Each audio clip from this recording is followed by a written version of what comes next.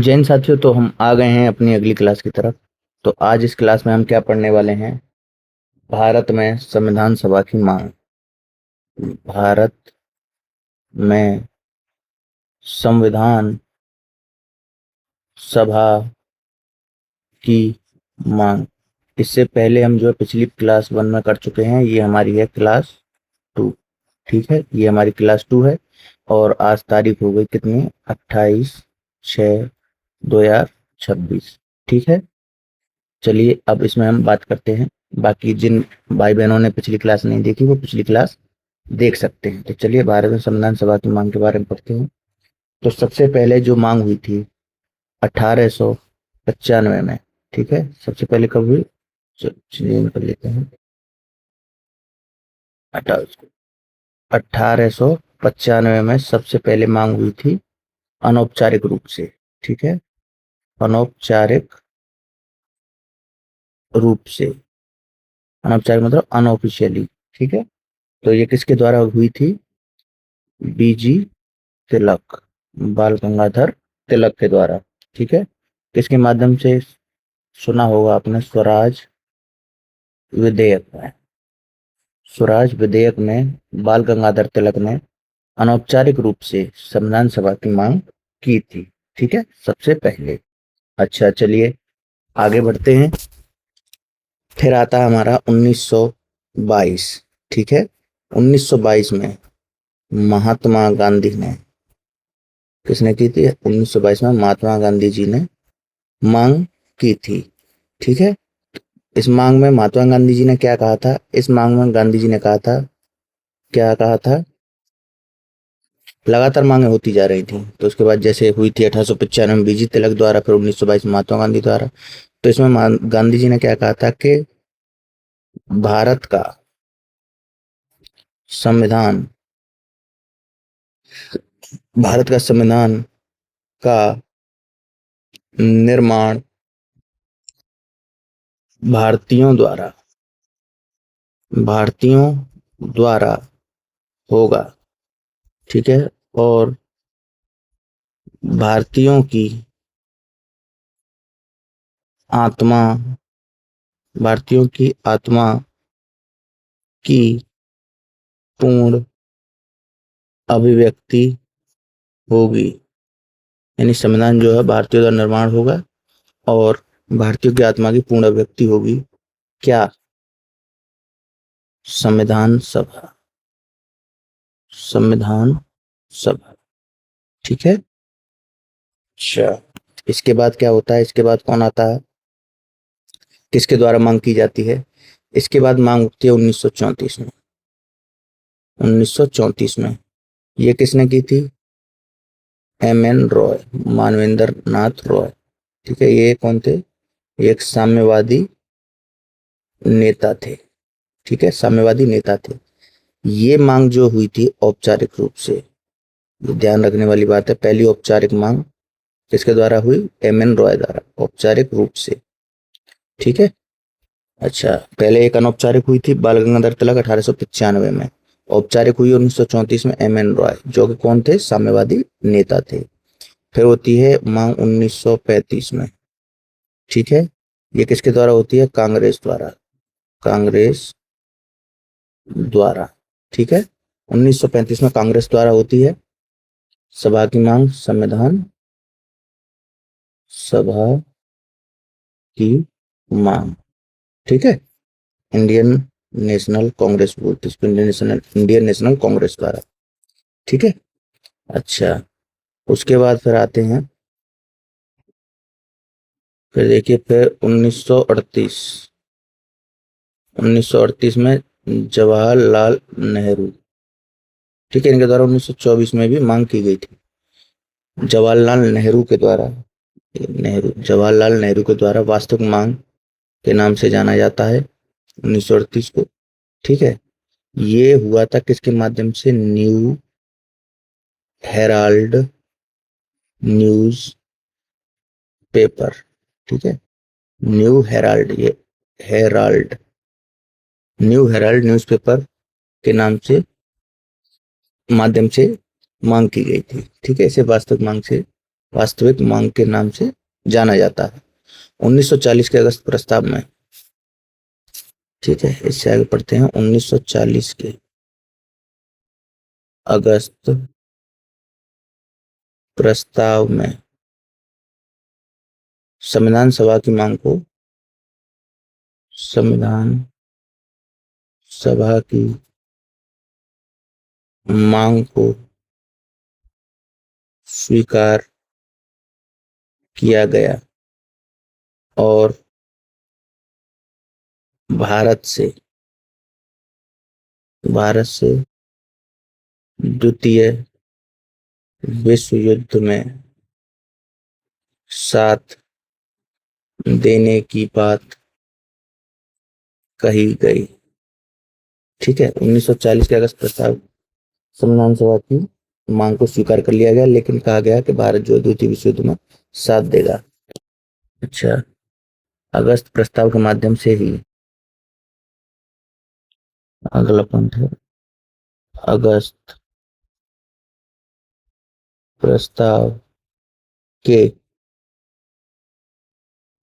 माध्यम से, अगस्त प्रस्ताव के माध्यम से युद्ध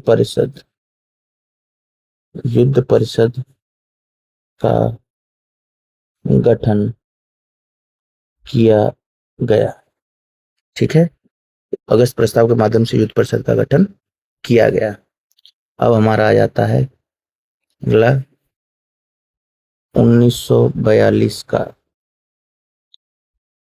क्रिप्स प्रस्ताव। ठीक है, 1942 का क्रिप्स प्रस्ताव, ये क्या है भाई? इस प्रस्ताव में सेकेंड वर्ल्ड वॉर, ठीक है, की समाप्ति के बाद भारत में संविधान सभा बनाने को स्वीकार किया गया। ठीक है, अगला पॉइंट, मुस्लिम लीग ने इसे अस्वीकार कर दिया। ठीक है, मुस्लिम लीग ने अस्वीकार कर दिया। अगला, महात्मा गांधी ने भी इसे पोस्ट डेटेड चेक कहा। ठीक है, पोस्ट डेटेड चेक किसे कहा, ये कई बार क्वेश्चन आता है, किसने कहा, ये भी कई बार क्वेश्चन आता है। ठीक है, अब होता क्या है, चलिए आगे बढ़ते हैं।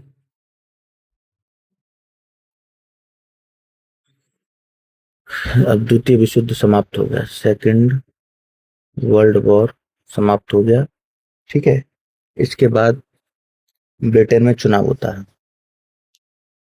ब्रिटेन में चुनाव हुआ। ठीक है, ब्रिटेन में चुनाव हुआ और वहां थी क्लीमेंट एटली, लेबर पार्टी की सरकार बन गई। क्लीमेंट एटली लेबर पार्टी की सरकार बनी तथा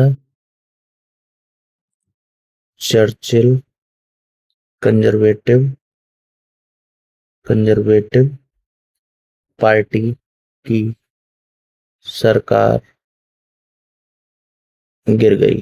ठीक है, लेबर पार्टी की सरकार बनी, कंजर्वेटिव पार्टी की सरकार गिर गई। ठीक है, तो चलिए अब आगे क्या आता है इसमें, हम जो है इसमें आपको बिल्कुल पॉइंट टू पॉइंट पढ़ाएंगे। ठीक है, चलिए अब इसमें आगे आ जाता है अपना क्या, कैबिनेट मिशन। कैबिनेट मिशन, ठीक है, कैबिनेट मिशन क्या है, ये किस लिए आया भैया, इसके बारे में बात करेंगे।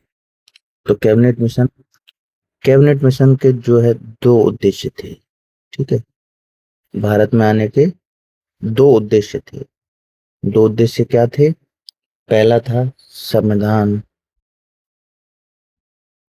सभा का निर्माण करना, और दूसरा था अंतरिम सरकार बनाना। ठीक है, ये कैबिनेट मिशन के दो उद्देश्य थे। अच्छा, इसे किसने भेजा था? इसे क्लीमेंट एटली क्लीमेंट एटली की लेबर पार्टी ने भेजा था। ठीक है, ये भारत कब आया? 24 मार्च 1946 को भारत आया। ठीक है। अच्छा, इसमें कौन कौन था? इसमें मंत्रिमंडल के 3 सदस्य थे। इसमें मंत्रिमंडल के 3 सदस्य थे। ठीक है, कौन कौन था? 3 सदस्य कौन कौन थे कैबिनेट मिशन में? पहला था पैथिक लॉरेंस। ठीक है, दूसरा था एवी अलेक्जेंडर। तीसरा था स्टेफर्ड क्रिप्स। ठीक है, ये 3 थे जो कैबिनेट मिशन में भारत आए थे। इसको PAS, पास नाम से भी याद रख सकते हैं। अच्छा, ये पैथिक लॉरेंस कौन थे? ये अध्यक्ष थे। एवी अलेक्जेंडर ये नेवल मंत्री। ठीक है, और ये व्यापार मंत्री स्टेफर्ड क्रिप्स। ठीक है, ये 3 सदस्य। अच्छा, अब ये संविधान सभा के निर्माण के लिए आए थे और अंतरिम सरकार के गठन के लिए आए थे। तो अब क्या होता है, देखते हैं कैसे संविधान सभा का निर्माण होता है। ठीक है, तो अब हम इसमें पढ़ेंगे अगला, संविधान सभा का निर्माण, यानी हमारे देश की संविधान सभा, उसका निर्माण किस प्रकार हुआ, कैसे कैसे हुआ। ठीक है, तो इसकी जो है चर्चा हम करेंगे अगली क्लास में। तब तक के लिए थैंक यू, जय हिंद।